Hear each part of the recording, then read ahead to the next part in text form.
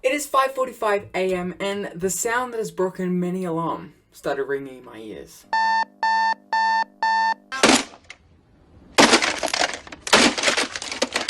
Have you ever tried to work a brand new camera at 5:45 a.m.? It's usually not cinematic level footage. I actually spent about 5 minutes that morning trying to focus on my face to start the vlog. Yeah. Morning. After heroically giving up and failing to work my camera's autofocus, the day started with tying of shoes and leaving of the house in that early morning haze that happens when you woke up at 3 that morning. Oh, it's cold. Oh, yeah. New camera plus first time filming plus no sleep equals quality footage.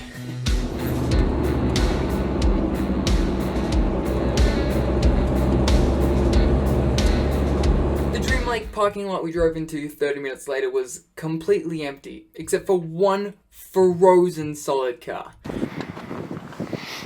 Wow, that kind of looks cool. That was my first hint to get the heck back into bed. The second sign was how cold it was. Icy wind being forced down our throat in every breath, and our fingers were already becoming brittle. I'm cold. My dad, my younger brother, my friend and I started the long and deadly hole up to Dream Lake. Let's go.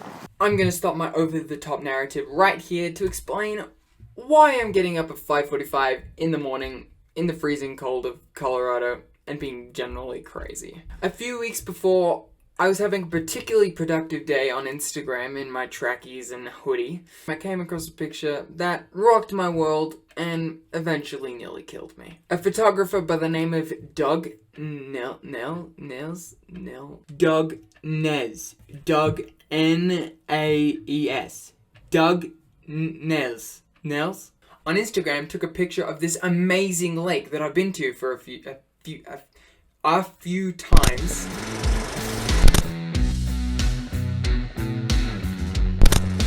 Immediately said in the comments of this photo, "Whoa! This is an incredible photo!" When did you take this?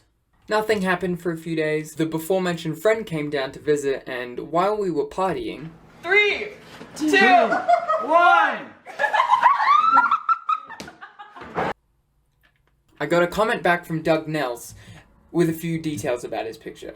Last Monday, Dream Lake, 8 a.m., cold, but worth it. Cold, but worth it? This guy's probably been living in Colorado for a while, so I should have taken the words cold, but worth it as, don't do it, you Australian wimp!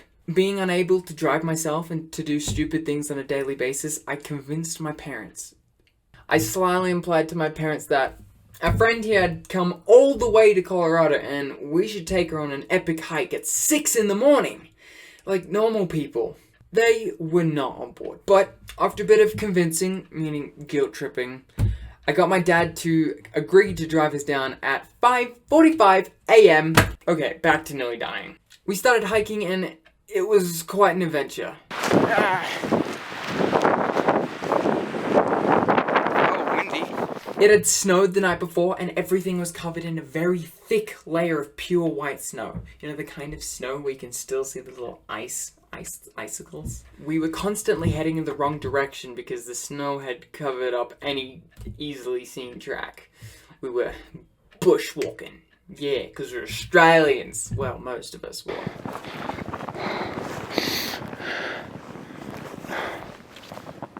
Come on, dude. Hi. We kept falling into waist-high snowdrifts, which made my skinny jeans feel like they weren't there anymore.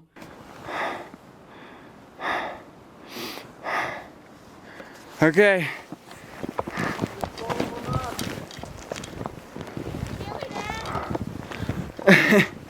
Oh gosh. You can imagine how my toes and fingers were feeling at this point. Yeah, you'd be right. Little tiny pieces of ice, no, not blocked, ice. What time is it? No idea. But I had a plan for this as well. A few months back, while snowboarding in Wyoming, I'd come up with a technique I like to call the windmill technique. What you do is you get your arm, reach it out to the sky, and you swing it really hard. What this does is it forces the blood back into the tips of your fingers and warms them up. But it's really cold. I'm using my windmill technique of using my hands like this. See if I can not get frostbite. Other than that, it's cold. Yeah, I looked like a bit of an idiot, swinging my arms back and forth like an action figure. But it kept my fingers working for a while. After a little while, my face followed my fingers and stopped working. Every time I talked, it sounded like I had just had 7 root canals and half of my face was dripping off with painkillers. It's cold. I'm pretty sure my face is still there. Like 30% chill. But overall, it wasn't that bad. It wasn't that good either, but we didn't die. That. I gotta get pictures of that. But once we finally got to Dream Lake, on the other hand, things changed. We finally, whoa, focus, made it on my mountains. Focus, go. Brianna, how you doing? Good. Cold? Yes. Always. What I wasn't aware of until we'd stepped up onto the frozen surface of Dream Lake was how much the trees had been protecting us for most of the hike. You see, it was blocking the wind, and the wind was cold. Freaking cold. A huge gust of wind hit us right in the face as soon as we stepped onto the lake, and the wind carried little tiny pieces of ice into our eyes and eyelashes. But it looked incredible.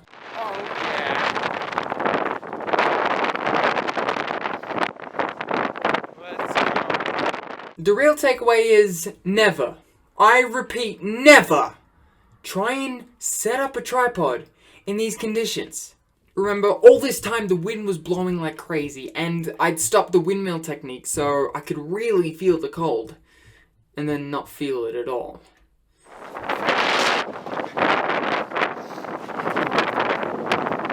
Please do not underestimate the painful process of setting up a tripod when your fingers do not know where they are or how to work.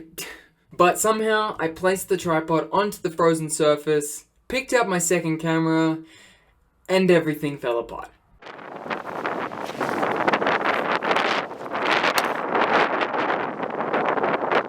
I'm not really sure why my monopod section of the tripod decided to go on a vacation, but it started rolling really fast. And at the same time, my vlog camera fell over. But there's one thing I have not mentioned, and that's my gloves. You see, the $2 gloves you buy at Walmart... Alright, let me just grab them. You know these kind of gloves? That morning at 5:45 a.m., I was too tired to think about what kind of gloves I was getting. So I literally grabbed the nearest pair, which just so happened to be the $2 ones you can buy at Walmart. I can now testify in a court of law that they do nothing to keep you warm whatsoever. So I promptly abandoned the monopod, rolling into the distance, and picked up the fallen over vlog camera and snapped 5 photos. One at eye height, one at waist, one further, one back, and one at a different focal length. By the time I finished taking that last picture, my fingers were so brittle that I could physically no longer click the shutter button. So, I gave up.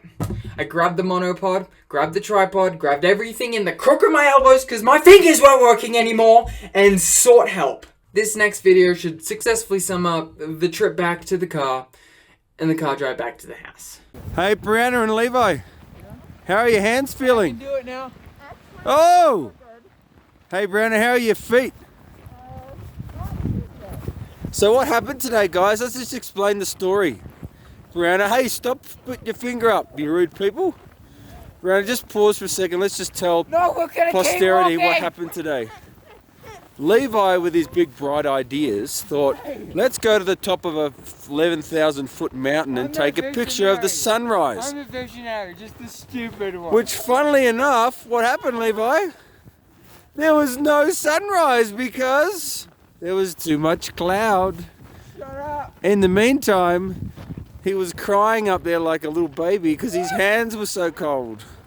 Is that right? Crying like a little baby. And poor Brianna might get frostbite on her feet. The only sensible person here would be me, who's warm and came prepared. I'm sure you're ready for the moral of this story. How the daring adventure photographer Levi Gilbert went daring into the wilds of Colorado to take this incredible picture and nearly lost his hands. Yeah, unlikely. The photo I took falls barely at mediocrity. At best, it's okay.